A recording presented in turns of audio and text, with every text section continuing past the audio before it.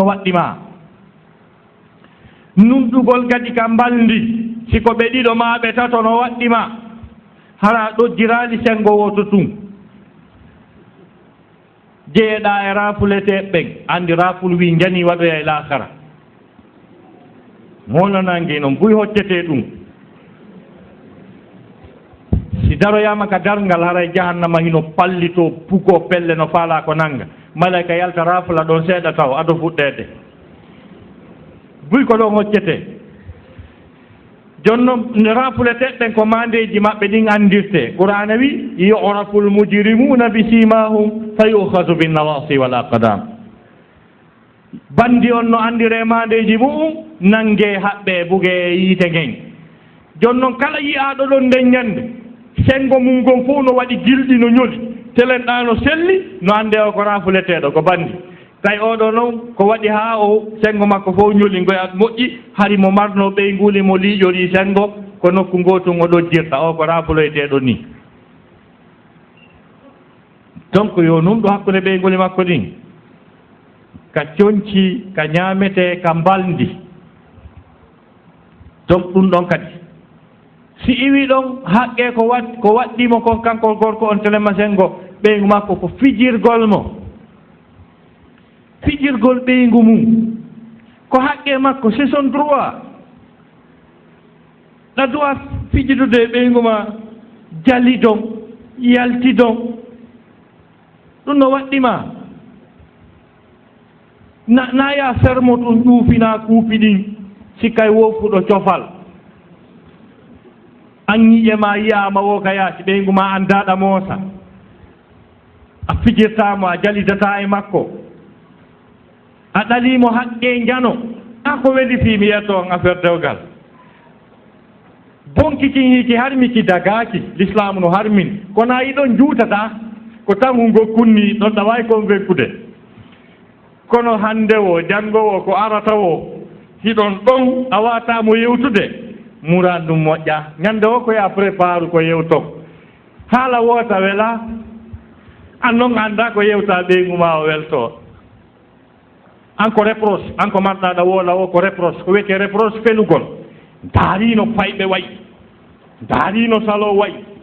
daarino tasiji way an ko daari tum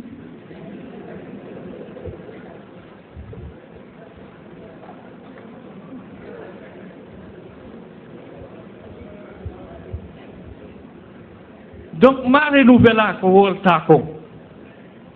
heɓanamo tan mo yewtoton sa yewtatamo ko weeli ko foti a wallintamo ɓerde nden hay fos a yaltitude tun ñande wotere wiya inna lillahi wa inna ilayhi rajiun ona ko goɗɗo maayi onna subhanallahi haade mi yiyali ki garima jakuni labiraɗa sifa ɗum mais an hay fus ala ko wola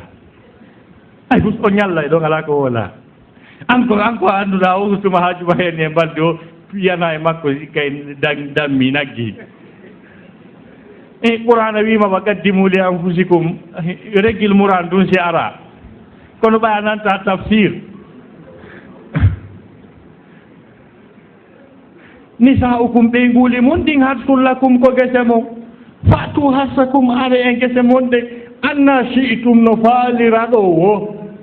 kanko Allah wiyamo no faalira o daro wiya haray usad no dago kerdugol ni ɗa juutin haala no faaliraɗa o ko nokku gotum tun haɗaɗa ɗon wata arka haɗaɗa ɗon ñande goo mi yiye concours tafsir docteur Aluseyne Falala yooɗude ɓe inni e haray usa taybu goɗɗo no arda e ɓeygu mum ɓaawo minni hi ɓe ɗama dalil minni hi mi addi ayje ɗen ka sotu bagara na ɗen ko Allah subahanahu wa taala daali ɗon nisa'ukum harsul lakum fa'tu harsakum anna shi'tum wa qaddimu li anfusikum e aya go wala taqrabuhunna hatta yatuhurna fa idha tatahharna fa'tuhunna min haythu amarakumullah. mi jangi on Allah subhanahu wa ta'ala dali e ɓeygoli mon ɗin ko gase mo arde ɓeygoli mon ɗin no faalira ɗo wo ɓeyni kono ha usatay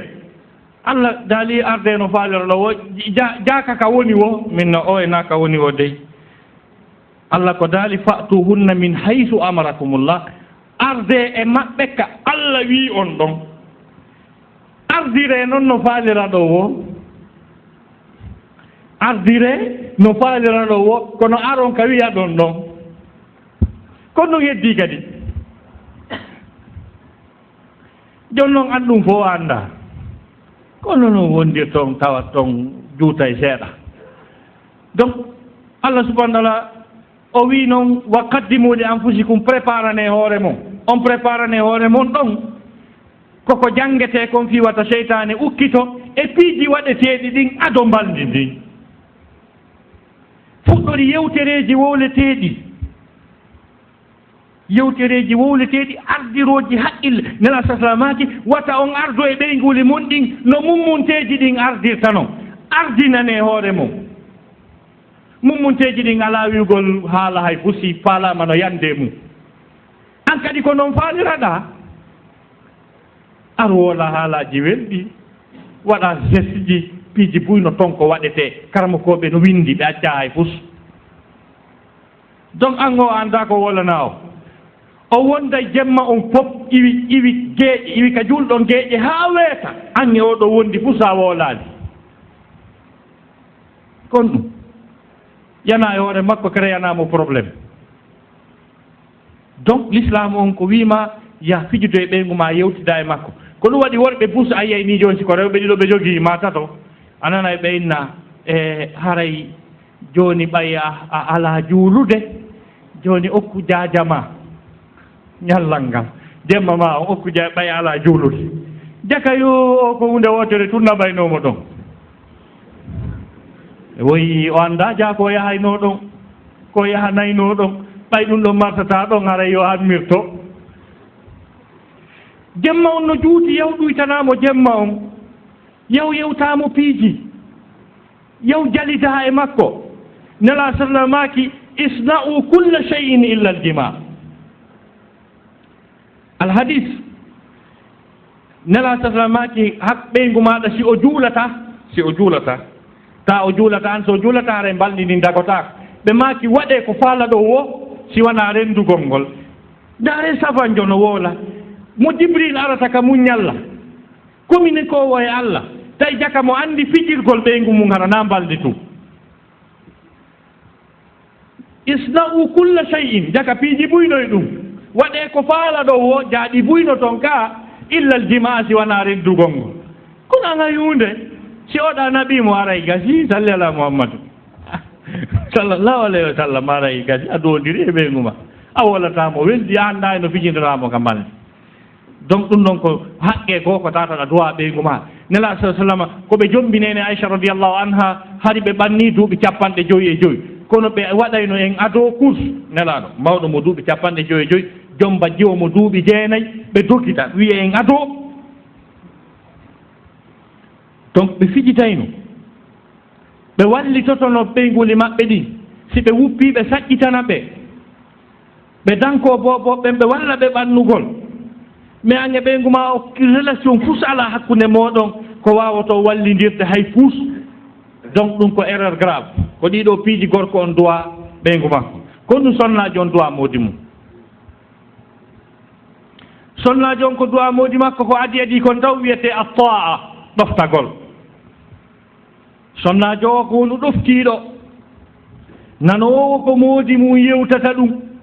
faamowo ko moodi mum yewtata ɗum weltorowo yamiroje moodi mum tawanayo hay hunde sattu sa wona ɗoftiɗo ɗigguɗo ɗaɓɓitowo ko welata moodi mum créa kanko tigi ko welata moodi muɗum si moodi makko yamirimo o ɗofto sina yeddugol Allah si o haɗimo acca sina ko ardi yeddugol Allah subhanahu wa ta'ala ɗum woni goo on taw ɗimmum ɗum ko jogitagol nder suudu ndu nder suudu moodi makko ndu heƴa toon danko ɓiɓɓe ɓen kipa no ɓe laaɓira no conci maɓɓe laaɓira no seekiiɗi ɗin ñootire e no ɓe janngira kadi normalement ko sonnaajo dowa hunjinde ɓiɗɗo mum qur'an e no ɓe janngira kadi kipa fikayji maɓɓe ɗin ñaaɗana ɓe si ɓe janngaali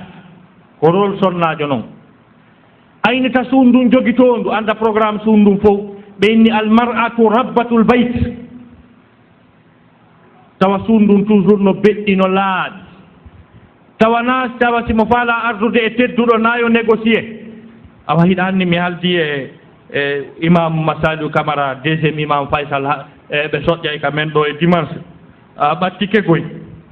ko fiyo toon laaɓu seeɗa au moins berkun tan hun ɗon sifa on ɗon suusata wippitude tedduɗo ka taraw ara ka suudu par ce que ndu laaɓa po on noka takko danki cooƴi ɗin ko ɗon jonnodir rendez-vous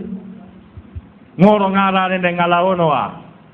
oɗo sonnajo violi droit makko molanaɗo sengo mooli makko en plus tawa mo anndi ko won ton kon fof moodi makko si wii ɓannani men ɗo ñiiri sa so ɓanni ñiiri ndin na yo yaltu e kuuro mo o ɗaɓɓita kuyel moodi makko si wii ɓamo addu kuyel ndaaro hari kuyeru hunno ɗo hari pay koy yeeɗo marsali woyi hey ko yurmi ɓe ko yurmi honno hari pay koy no fijira ɗo dow kuyeru hum o jinda kuuro on fof 30 minutes fi kuyer o anndaka kuyer o ɗi muɗi makko ɓorno haa gasa wiya ndaara nan ɗi a suke tiiji an kaña wayi a kufune an o anndaka woni o jinda ɗon fof haa o ronka ay débrouillé ɗiɗo nani mi yaalɗi wi ɗon ɗin tigi konto wonnoɗa ronkoɗa yiɗin tigi taron hari pay koy no fijira ɗo kufune woyi an anndaka kufune woni moodi ma